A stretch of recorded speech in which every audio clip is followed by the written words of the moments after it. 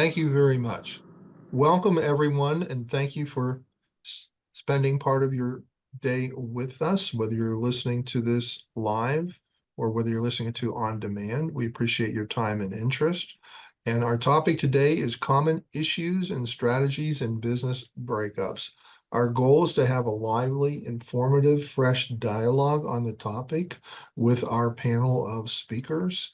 And as we go along through the program, it's designed to be informative. We have materials. We have a slide deck, which you will find helpful to take notes on or perhaps to peruse through.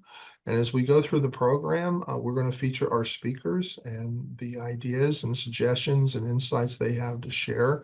So the materials are there for you. We're not going to leaf through them. This is really going to be a live, robust dialogue. So first, let's do a little bit of housekeeping, and then we'll hear from our speakers. Housekeeping wise, today's program is hosted by Financial Poise, which provides education to attorneys, accountants, business owners, executives, investors, and other professionals. And we'd also like to thank our financial sponsor, the National Law Review. It's a legal news website that was established in 1888, and it's a resource for legal professionals, business leaders, and the general public. A quick disclaimer: this is designed to be informative, but we aren't giving advice regarding any specific case or any specific matter. You should consult with an attorney or valuation or other professional expert that you retain directly and have an engagement with pertaining to any specific matters you have. Nevertheless, our panel, all four of us, are glad to hear from you, and you'll see in the materials that everyone's email address is there. So if you have any questions that you haven't had the opportunity to pose during today's program, or if you're listening to this on demand, feel free to please reach out and email any of us. So who are our faculty? We have with us three members of speakers. We have Megan Beckwar. Megan is the principal of Dispute Economics. She's based in Philadelphia. We have Janelle Dressen. Janelle is the managing partner of Anthony Ostlin Law Firm. She's based in Minneapolis. And we have Harold Israel. He is a partner with Levenfeld Pearlstein Law Firm based here in Chicago. And I am John Levitsky. I'm a partner with HKA Global here in Chicago as well.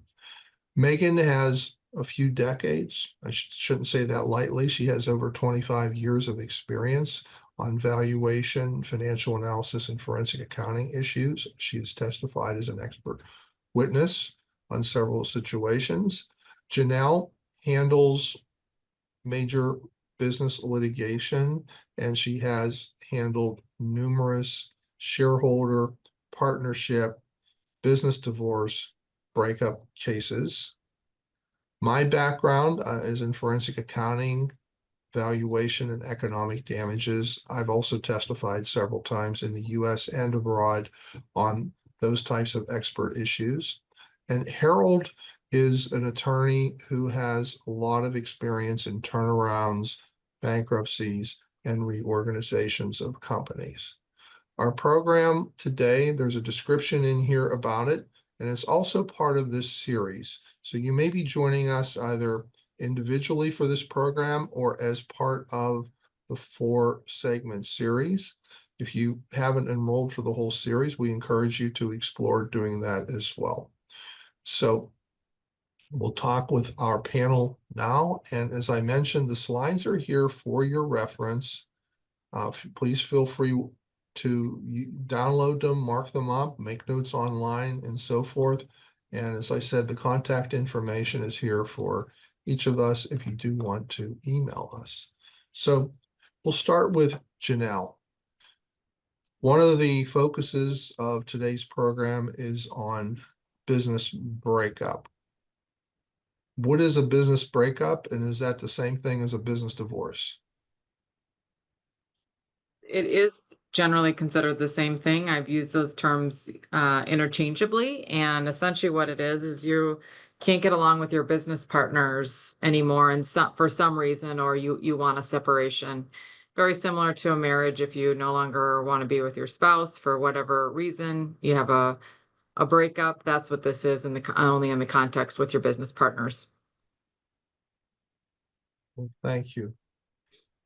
Harold, are there some telltale signs of a failing business? Yes, there are, John. Couple common ones. Pricing, and most importantly, businesses are often afraid to raise their prices and therefore can't cover costs. A couple that you can grab off the headlines right now: changing government regulations. For example, in the electronic vehicle industry, they're going through a dramatic change right now, thanks to the change in administration. Failure to adapt to a changing marketplace. Toys R Us and Bed Bath and Beyond are classic examples of that. They did not move to an online model and were unable to survive and filed for bankruptcy. And new competitors, whether it's Amazon entering your market or DeepSeek coming up with a better way to do AI. Um, other factors include longer times to collect accounts receivable. It's a sign that customers may be in trouble. A customer mix where you're changing from profitable to unprofitable margins in exchange for volume. Covenant violations with your bank or your lender. If your accounts payable is increasing, and it's a sign that you do not have cash to pay your bills or payroll. Not meeting capital expenditure. While you may save a few dollars today, it may not bode well for your future.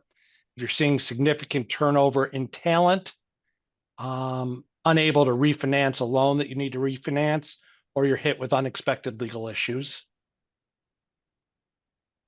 Thank you. Janelle, you mentioned basically principals or owners that no longer get along. Harold mentioned some other factors. Are there some key reasons that business breakups actually end up in a breakup? Yeah, there are, at least that land on my plate. And to give context to that, I work in the arena of dispute resolution for business breakup. So I think I see the worst of the worst, where people have tried to resolve and or negotiate, oftentimes resolution of things they can't get along, about. And then it will land on my desk. So this could be something that could be years in the making, or it could be very fresh. So it's not uncommon for potentially when new owners are coming in and they just have a different viewpoint, about perhaps, common might be of, do we pour the money back into the business, or do we pay more money out in dividends to the owners? That can be a common reason of just disagreement. So big broad category of disagreement among how the business should be operated. A lot of matters that also land on my desk, I think fall into this bucket of emotional reasons, and that's more in the context of a family-owned business, and when it's moving from generation to generation. Typically, when you get to G2 or G3, you'll start seeing some cracks, and certainly by G4, if there's not solid planning put in place, for the succession.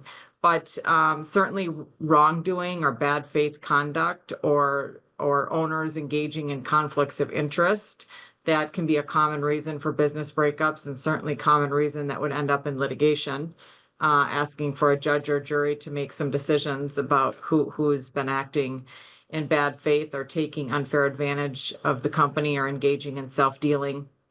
There may be, not, bad faith or bad conduct reasons that we get to a place for there to be a business breakup. That either could be financial reasons, as Harold briefly mentioned, but also in the context of retirement. Perhaps the founder of the business and or the significant business generator is at retirement age and wants to retire, or in some circumstances needs to be forced to retire. That can certainly result in a lot of friction and potential business breakup. And then, of course, there's the unforeseen circumstances, that could be death or disability, or which a lot of businesses seen in COVID, where their businesses had to adjust very quickly and turn on a dime to cater to a different way of doing business and or potential different marketplaces. All of those things can be a basis for a business breakup. What I will say is there's no number one reason, and every case is different. So every business is different, of course, and every reason that lands on my desk, it's always complex, and there's a number of reasons that have gotten people to that point. And so there's just many reasons that need to be considered and planned around to try to avoid the situation, at least of ending up in court. So, Harold, we heard the word planning a few times. Do all businesses plan? And if they don't all plan, why is it that they might not be planning? There's some reasons for that. There are, John, and I guess what I like to say is businesses are not unlike people. Whether the amount of people that do not have a will, for example, is astronomical. And businesses are kind of no different. Why? Well, number one is optimism at the outside. At the outside, everybody is very gung ho about the new business. They want to get the product going, get the business running, and they don't want to take the time to think about what happens down the road. Secondly, there's just a general failure to anticipate future funding or raising money. The initial funds are sometimes, well, depending on the situation, either the easiest or the hardest. But once the business gets running and costs are a little higher than anticipated, people have to go back to the well, so to speak, and some people just aren't willing to invest additional dollars. Another reason is cost, and related to this is the internet and AI. People like to think they can do it themselves. We've all seen the ads on the internet and on television for do your own operating agreement, do your own LLC agreement. And those forms may be good for a very general purpose, but they lack specifics for your business, which an advisor can often be very helpful for. Another is relationships. A lot of people times companies started with friends or friends and family, and they want to avoid conflict and therefore don't want to handle difficult problems. They want to focus on the optimistic side, which I mentioned before. Relatedly is that there's lack of a business plan, especially one that goes out, call it 2 to 5 years. A lot of small business owners have kind of a kickoff plan, and they don't anticipate future cash needs, future changes in demand. So sometimes they get hit by surprise. And there's also kind of hidden costs, which not everybody thinks about, whether it's the cost of insurance, directors and officers insurance, in addition to property and casualty, and the fact the cost of certain inputs can change. And probably most importantly is just the failure to plan for failure. We always tell our clients, at least our corporate folks, is the best time to plan for failure is when things are good and before the stress level is high. But many business owners don't want to think about that at the outset. Well, thank you.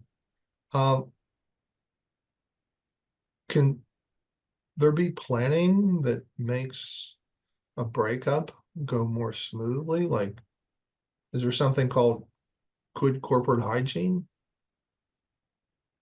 Absolutely. And kind of like to think of this sometimes as a prenuptial agreement, right? In the business sense, it's called your operating agreement or your bylaws. And a good set of operating agreements and bylaws will plan for what are reasonable foreseeable events in the future, whether it's how major decisions get made, how the alignment works between the folks who are investing and the folks who are working, if there are partners that do both. There are ways to resolve deadlock, kind of a tie-breaking mechanism, whether it's a mediator or court or an agreed upon third party. The operating agreement or the bylaws are kind of the playbook for the company. So the more thought out it is at the beginning, the less likely there are to be problems at the end. Another good idea for all businesses is to have effective succession planning. Janelle kind of referenced that a few minutes ago. Important to both plan for the planned, the retirement situation, and have leaders ready to go. But just importantly, the unplanned, whether it's a sudden death or a disability, are procedures in place, written procedures in place to move so the survivors can move on, and also how the successor executive is selected. Again, without good planning, it's really difficult to manage a hard situation like that. Kind of referred to this a few minutes ago, but investing in advisors, whether they be accountants, attorneys, insurance brokers, valuation people if necessary.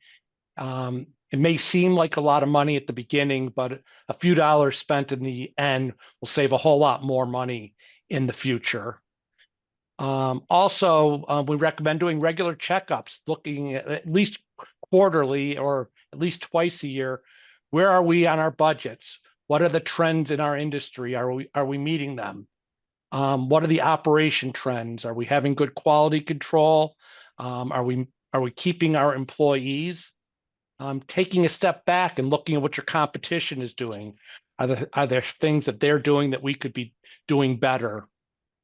And lastly, of course, is financial, examining the budget, not annually, but regularly to see if there are problems arising. All these, I guess all these actions are kind of what we like to refer to as nipping a problem in the bud by taking action consistently instead of waiting for one day where you're in deep trouble. Well, thank you. Megan, on this concept of preventative corporate planning that might make a business breakup go more smoothly, who buys who, or who sells to whom, or what price, what terms, and alike? Is there some way that something like that can be planned for? Yeah, from a valuation perspective, we would look to the provision of the operating agreement, or it could be a standalone agreement sometimes too, that dictates the terms of how that is all going to work, including what events might trigger the necessity to move down that path. So it's usually referred to as buy-sell provisions. There will also be valuation provisions that are included within an agreement that essentially lay out how everybody has gone into it agreeing it's going to work later on down the road when they're no longer in agreement. So it's really the cleanest way to start to think through all these scenarios that Janelle and Harold have been discussing, and what exactly are we going to do? How is the company going to afford to purchase that? Who are we going to allow to purchase the exiting shareholders' interests? You don't want to necessarily lose control of the company if it's a family operated business.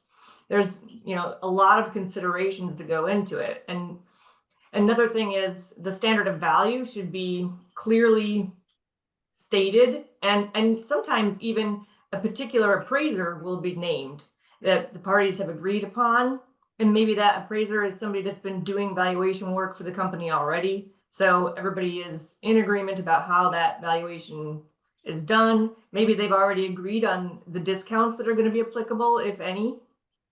All of these things just really make for a clean process when it comes time to part ways. Well, thank you. Harold, we've been talking about businesses and owners, but not every owner has the same degree of control. Not every owner has the same proportion of the ownership of the overall company. So is there something that's potentially a situation where, say, a small percentage owner could be squeezed out?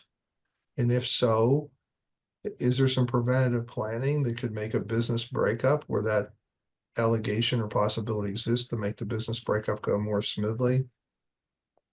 Absolutely. And one of the most common is what we call major decision provisions, which require a certain percentage before a company takes action. A most common one is in this context, if you're going to file for bankruptcy, for example, you need 2/3 support. So if you have a a third, you almost require 100%.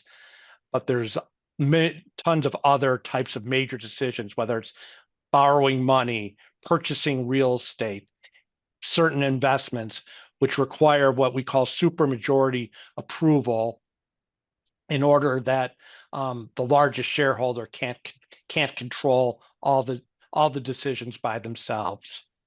Another is what I referred to earlier is deadlock provisions.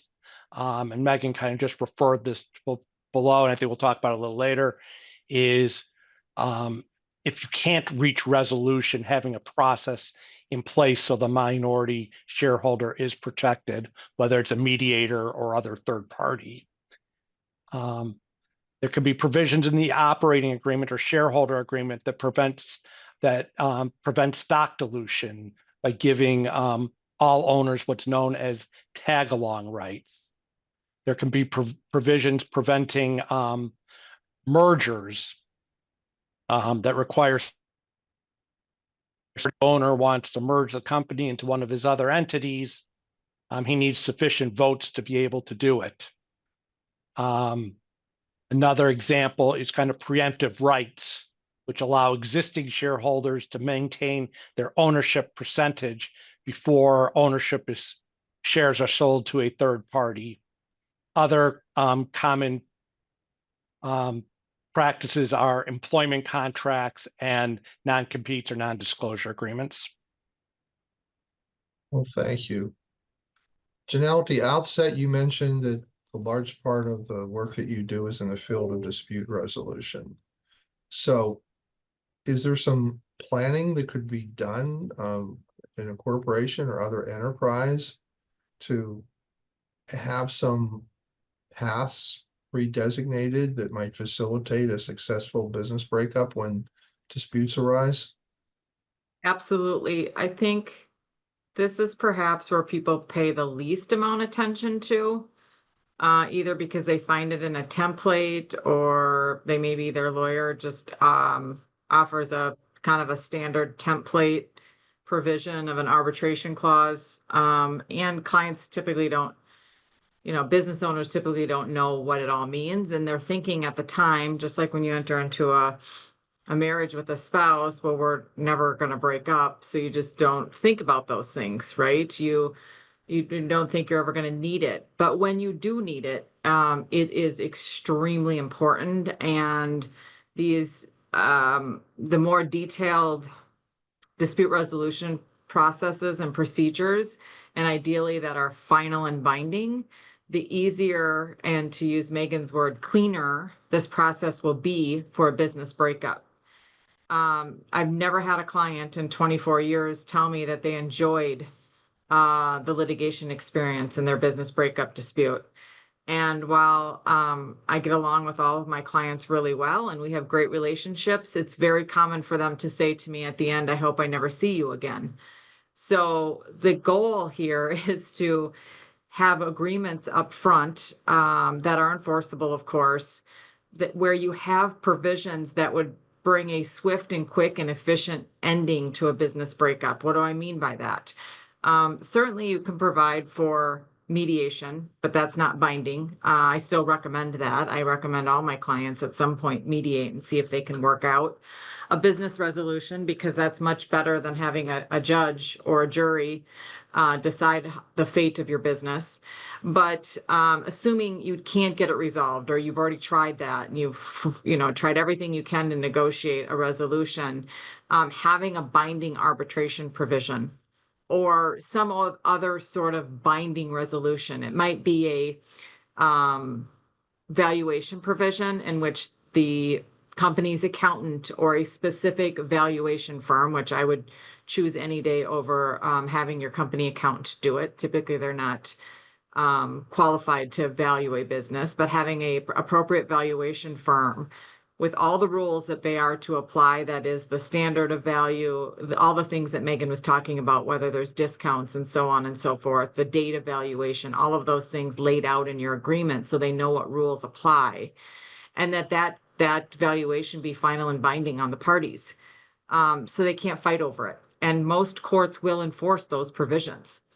There are these, and you'll see in the slides that we've provided here that there's different kinds of arbitration provisions. Sometimes they're called a baseball or a Texas shootout provision. A baseball is essentially where you agree that you'll have an arbitrator, and each side will present their proposal, and the arbitrator has to choose one over the other with no changes to it, and it's binding. Again, the focus being it's binding on the parties. The goal of that, of course, is that the parties will try to be honest and fair, because they know that if they're overreaching, the arbitrator could select the other side's proposal. But of course, there's a lot of risk with that. And, people are hesitant to take that sort of risk. I would suggest, based upon my experience, that risk in most circumstances would be worth taking, because of the fact that the alternative of having to litigate these matters, which can go on for years and be a huge disruption to the business and, of course, be very expensive, is a greater risk. The one I mentioned, this Texas shootout, that is essentially where you can make an offer to your partners or partner, and the offeree, who received the offer, can just choose to be the buyer or seller at that price. And usually there's a time period set on this proposal, and it's fine, again, final and binding. So, and there's other options too. Those are just two examples, that can bring it to a swift end. And again, I think the key is making sure that it's final and binding, and making sure there's mechanisms for enforcement in your agreement. But in order to have all of those kind of elements, and I went through them really quickly, and there's many of them, the parties have to upfront, before there's any signs of a business breakup, seriously think about these things and agree to them and document them. And 9 times out of 10, that doesn't exist. But would certainly cut out the litigation process if these alternative methods were set forth in the parties' agreements. Thank you. Harold, obviously, public companies and private companies, are these issues more challenging with private companies, with closely held businesses?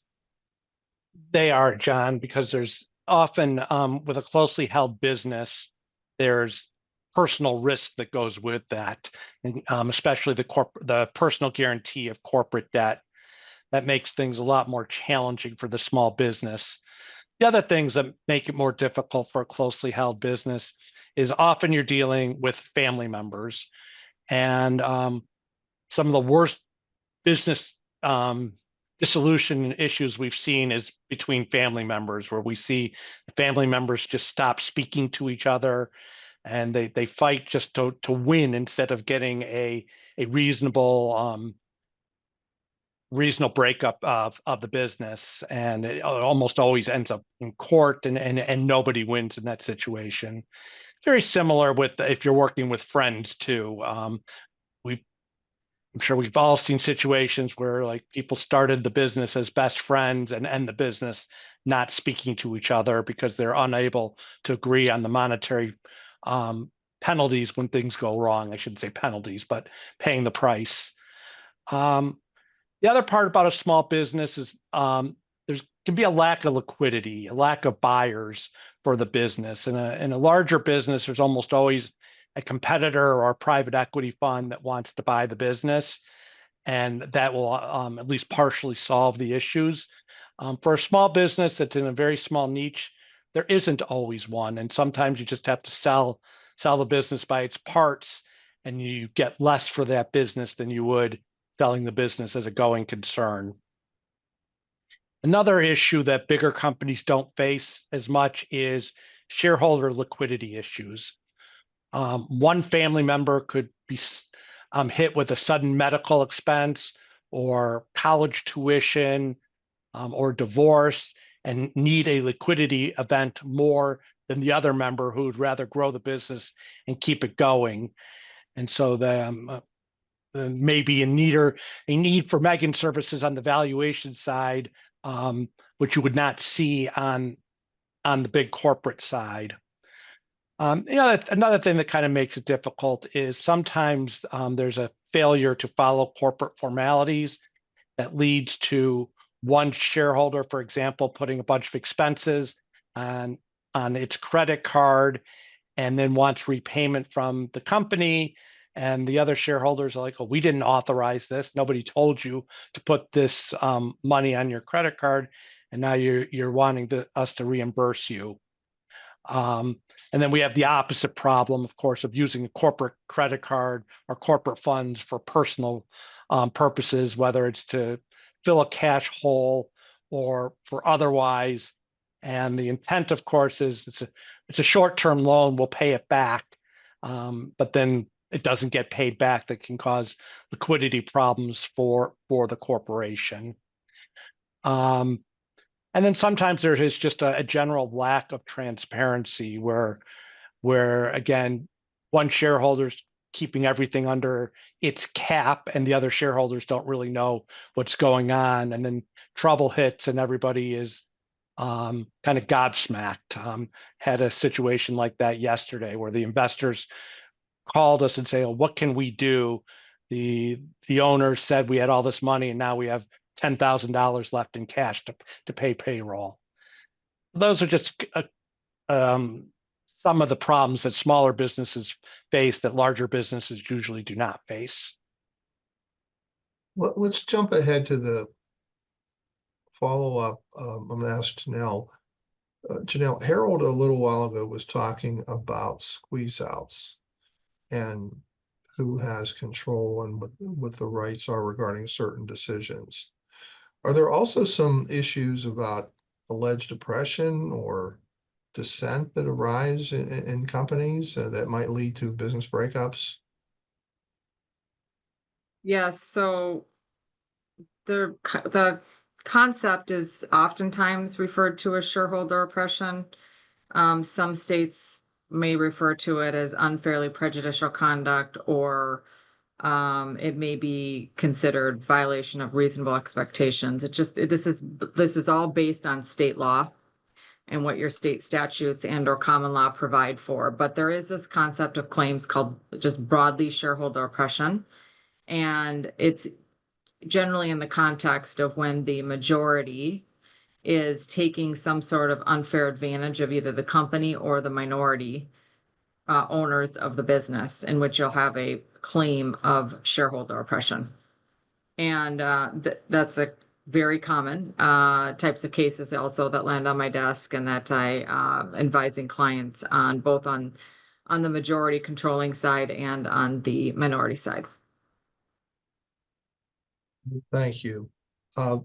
Like to do a little transition here and ask Megan about valuation. In the business breakup, are there some benefits of having a valuation performed for the owners of a business that's breaking up? Yeah, I mean, certainly expectation setting would be the biggest benefit, I think, because if you can get clear on what the realistic outcome is going to be financially at the outset of the dispute, a lot of times it can reduce the cost and the time involved and the disruption to the business that is caused as a result of the lengthy dispute. And maybe the shareholders become distracted. You're definitely incurring a lot of litigation expenses.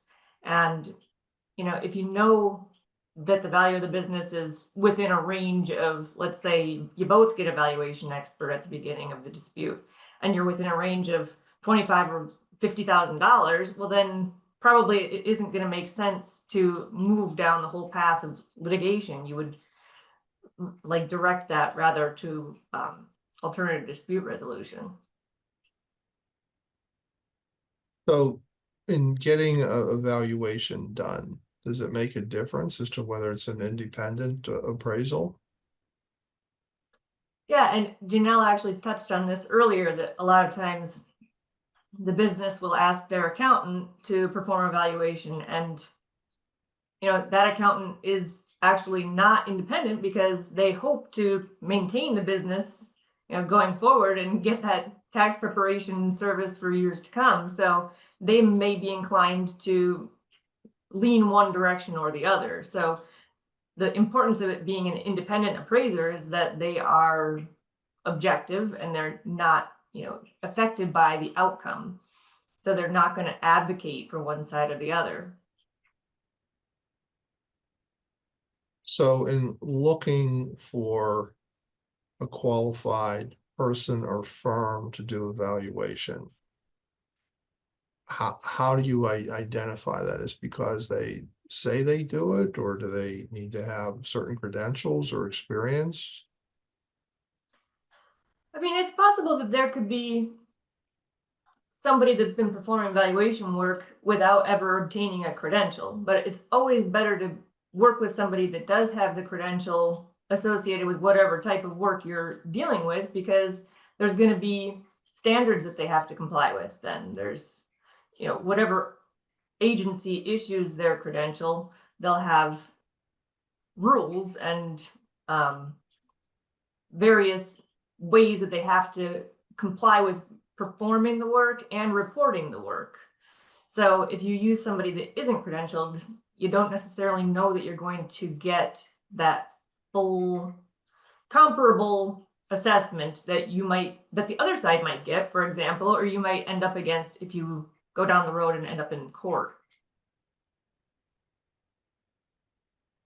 So in contemplating whether to get an appraisal, and then also in ultimately deciding on what scope, what to basically ask the appraiser to do.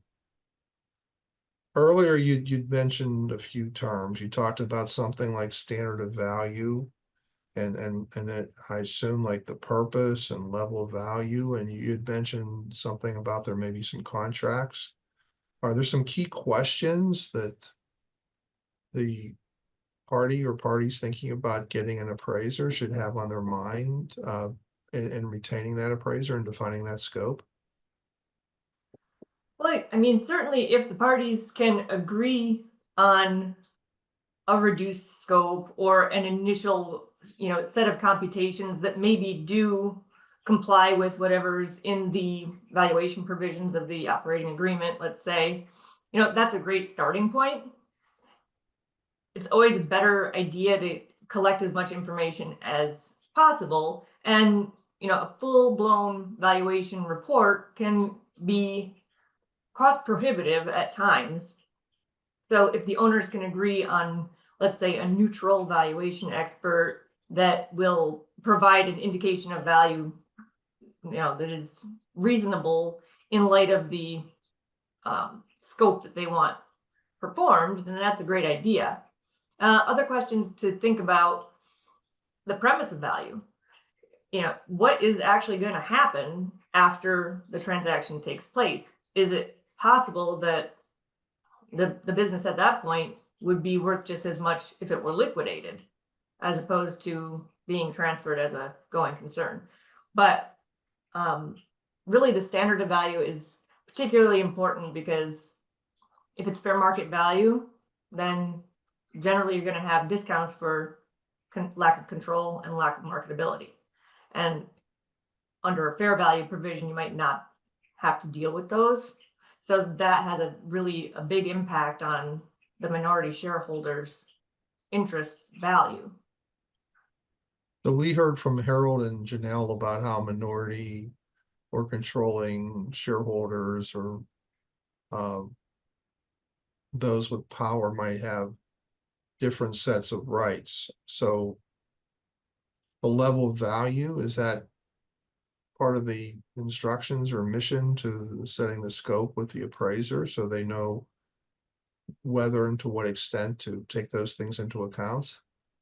Yeah, absolutely. If you're valuing the business as a whole, you're assuming that a hypothetical buyer could come in and purchase the entire thing. If you have a minority shareholder position and the operating agreement says that the majority shareholder will make all the decisions and decide on distributions and, decide on compensation, there's a lot more risk involved. So it necessarily reduces the value of that minority shareholder interest. And what about the information set that the appraiser has access to render a valuation? how is the quality and then the breadth of the information um, defined? And also, could that be different depending on what level of power or influence the particular party has within the corporation?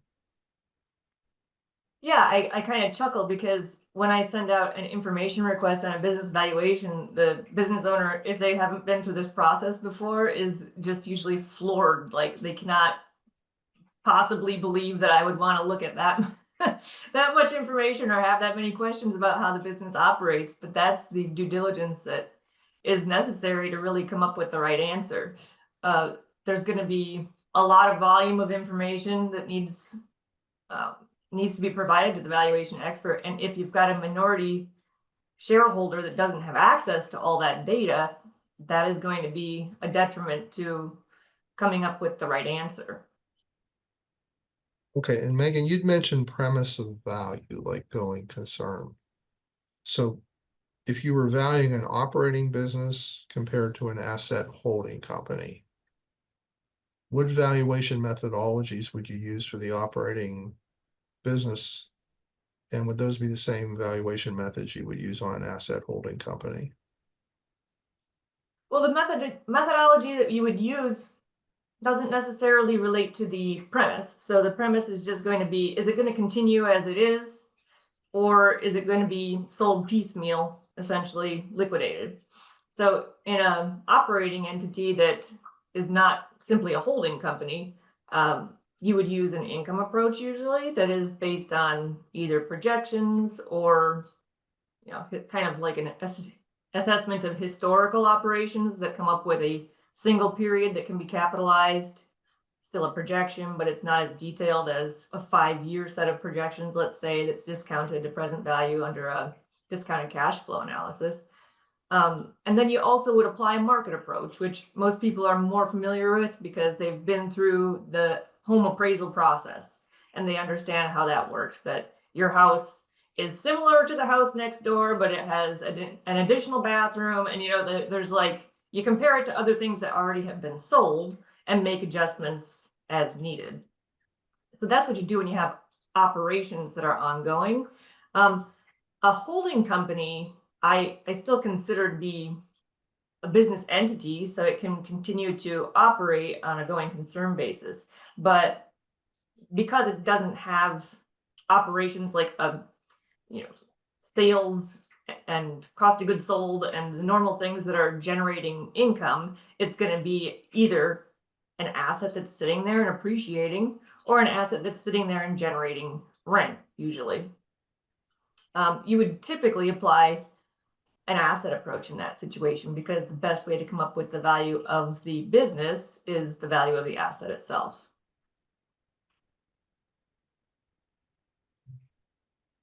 Megan, and then we're also going to ask Harold about this.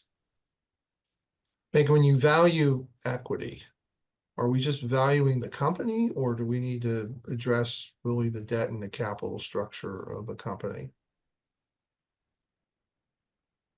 Well, when you're valuing equity, you can use valuation methods that go straight to equity by looking at net income or the cash flow that's being generated by the business after the debt components have already been dealt with. Oftentimes, though, appraisers prefer to value the company on an enterprise level. So what is the entire company worth regardless of its capital structure? And then from that, you subtract what is the existing debt and liabilities, basically. And that comes up with the equity answer also.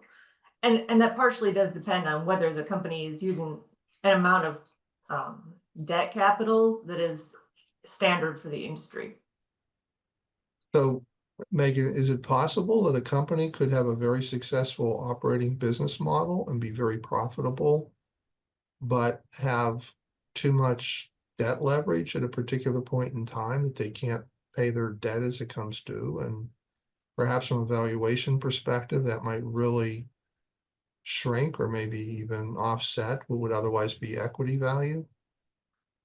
Yeah, absolutely. I mean, especially in an increasing interest rate environment. So back in 2022, 2023, when we saw interest rates really increase quickly, a lot of businesses were not in a great position to readily handle the additional interest expense that they were being exposed to because they are highly leveraged. Thank you. Harold, I mentioned your name a moment ago. So that situation we just described, a company that is very profitable from an operating perspective, but finds itself suddenly with too much debt. It can't afford to pay the debt payments as they come due. What happens in your world of restructuring and turnaround and bankruptcy? What's a company like that do? Well, it does a little bit depend on where the owners want to be at the end of the game and what their choices are. It's one reason that in many of these situations, you do not see a sale of the company. Instead, you see a sale of the company's assets. And the buyer buys only those assets that they want. And then the capital structure, the proceeds go in accordance with the priorities, with the secured lenders getting paid first, and then unsecured creditors, and then if anything's left for equity. And that kind of creates a more favorable market than assuming the highly leveraged structure. But sometimes you just can't find a buyer who's willing to buy a company with that much leverage. And therefore, there are different types of solutions that work. One is a forbearance agreement. You give a call to your lenders, who hopefully have been kept up to speed all along, and saying, right now we're in a tough situation. We need a little bit of time. We're going to implement cost cutting measures, maybe reduce salaries, and in 6 months to a year, we're going to be back on track. So why don't we hold off paying principal right now? We'll just pay interest and we'll make it up down the line. And that can work out very well for some companies and not so well for others. And if relations with your creditors are really bad, then one needs to start thinking about a bankruptcy situation where you can use Chapter 11 of the Bankruptcy Code to reorganize and eliminate eliminate unsecured debt and spread out the payments of secured debt.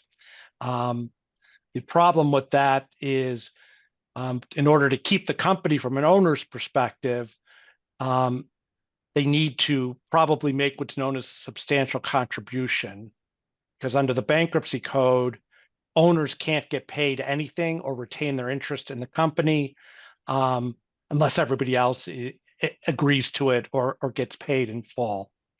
A cheaper alternative is what's known as an assignment for the benefit of creditors, which is available in not all states, but most states. And in that situation, the business owner basically turns over the keys to someone to wind down the company and distribute the proceeds, again, in accordance with state law. So there's many different situations. The companies that are highly leveraged have the choice of, and it's really a case-by-case basis as to which one is best. And it really depends on where the owner wants to be at the end of the day.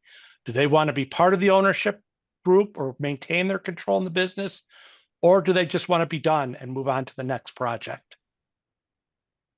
Thank you, Harold. One of the things you didn't mention is Chapter 11. And in the 21st century, there just are not as many Chapter 11 filings as there were before the 21st century. And also, we've had this rise of private equity firms in the 21st century where there's been dramatic increase. So what has changed? Is it these other methods or working more than Chapter 11, or is it that there are these professional investment funds that focus on these types of companies that may be in need of a turnaround? Oh, it's all of the above. The first and foremost reason for decrease in Chapter 11 is the pure cost. It's kind of, people think it's fine to say you can't afford to go bankrupt. And to a certain extent, it is true. It is a very expensive process. Until last year, there was and it's still there to a certain extent, there was what's known as a small business Chapter 11, which is less expensive than a regular Chapter 11. The issue is that Congress had increased the debt limit for small business Chapter 11s to 7.5 million in debt, which really brought a lot of companies under that umbrella, but it was only temporary. And last year, Congress let it expire. So the debt limit is only 3 million.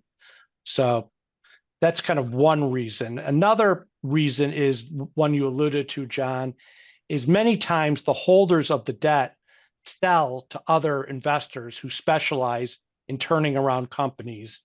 And those folks like to do that outside of bankruptcy for the reasons I just mentioned, for cost reasons. And they have a little bit more flexibility because if they only bought the debt at 30 cents on the dollar, for them to make a good recovery doesn't require payment in full. So those are kind of the two biggest reasons, I think, for the decrease in Chapter 11 is costs and alternatives, whether they be assignment for the benefit of creditors, friendly Article 9 sales in which the company cooperates with the bank and lets the bank foreclose on the assets and sell them to a third party, or assignments for the benefit of creditors. Well, thank you. We're in our last 10 minutes of our program today. I'd like to ask Megan and Janelle about if you talk a little bit about working with clients and working with valuation experts in the context of a business breakup. So, Janelle, what sort of roles do you see or use valuation experts in a business breakup, and also if there's an alternative dispute resolution process? So typically one of the first few questions I ask my clients when they come to me and they are in this scenario of a business breakup dispute is, do they know how much their business is worth? Have they received valuations in the past? If so, I'd like to see copies of those. Most of the time, the answer to the question is no, we've never had our business valued, or if we did, it was a long time ago. Or a lot of times in these buy-sell agreements, there's what's called the stipulated value, where there's a formula and the parties are supposed to sit down once a year and agree on a value, and they never do that. So in that circumstance, then you need to work with a valuation expert. So I will look at, my questions are, I need to see your buy-sell agreement if you have one, and then I need to know what your history has been of valuing your business.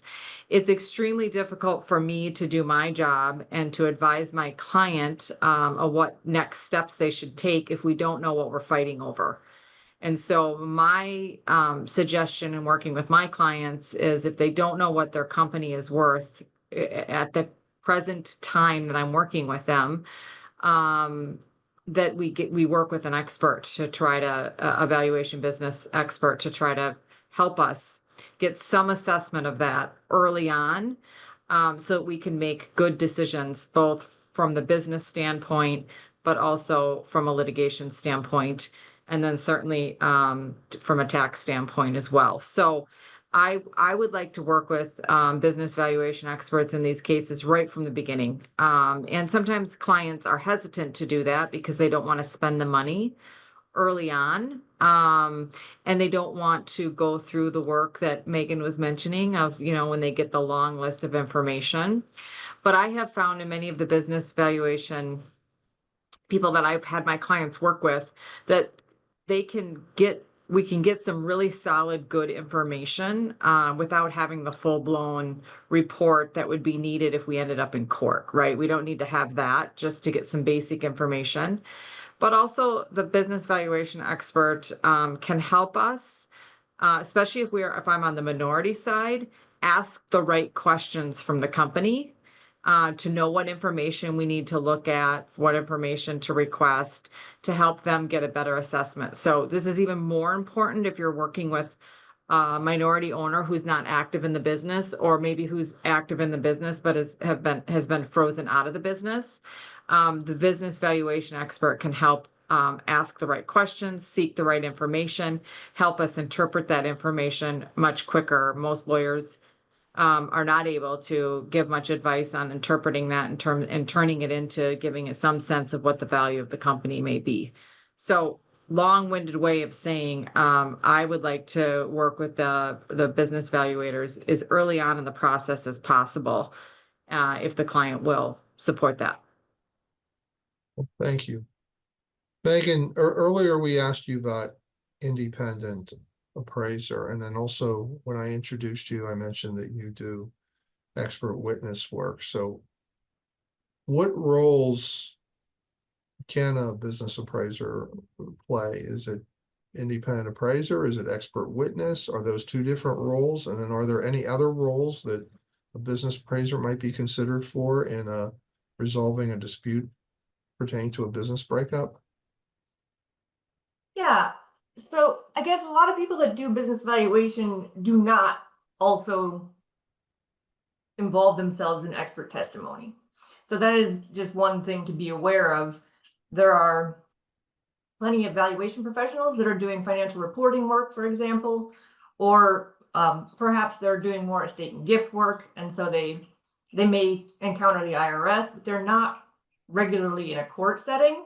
So those two things are not always synonymous, but for a valuation expert that is involved in litigation, certainly, you can issue the entire report and go into court and testify and be deposed. And a lot of the other ways that you can assist in the trial setting is assistance with preparation of those deposition questions, like Janelle's referring to, the right questions that you're going to need to ask the CFO or whoever it is that's operating the company, and to provide that document list, which becomes the discovery request then, so that you can at least say that you've asked for all of the information that you'd like to see to evaluate what the real value of the business is.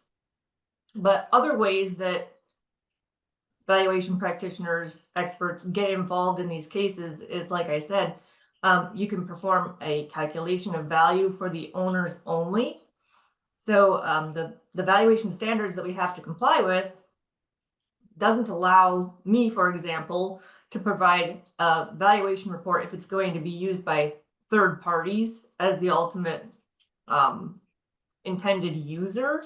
So if it's going to court, I have to do the full-blown report. But if it's going to be used by the business owners to provide that education Janelle was referring to, get that idea at the outset of the case, you can do a calculation of value, which is a lesser scope. And then the other thing that I have been involved with a few times is actually sitting as the neutral valuation expert. So you talk to both parties, you collect all the records, and you come up with an opinion. I will say that that can be a little bit tricky because if you haven't agreed on scope at the outset, then if one party starts insinuating that there was some malfeasance, that for some reason those records that you have access to are not accurate, like there hasn't been, there's unreported revenue, or there's a lot of personal expenses being buried in the cost of goods sold, and it's not an actually really easy thing to identify because of the way it gets booked, then it can very quickly blow up into a big forensic assignment of reconstructing those books and records, when that's not what the parties had in mind when they originally, jointly retained the expert. Well, thank you, Megan. Janelle, as we come down to the last couple minutes here, I wanted to ask, one of the recent cases on which there was a court decision that you handled, it involved several hundred millions of dollars at issue in a business divorce breakup. Are there a couple of insights that you think our viewers and listeners might find helpful as we come to close here in our final comments? Sure. I don't know if this will be helpful or not, but this particular case is an example of, despite the best intentions of the parties to plan and have documents in place and what I'll note in litigation is the documents can always be better. They can always be improved upon. And one of the things that I liked that Harold said early on in this presentation is to do the checkup. I even like that language of kind of doing a checkup. Twice a year is great. Once a year would be fantastic. Most clients sign these documents and throw them in the drawer and never look at them again.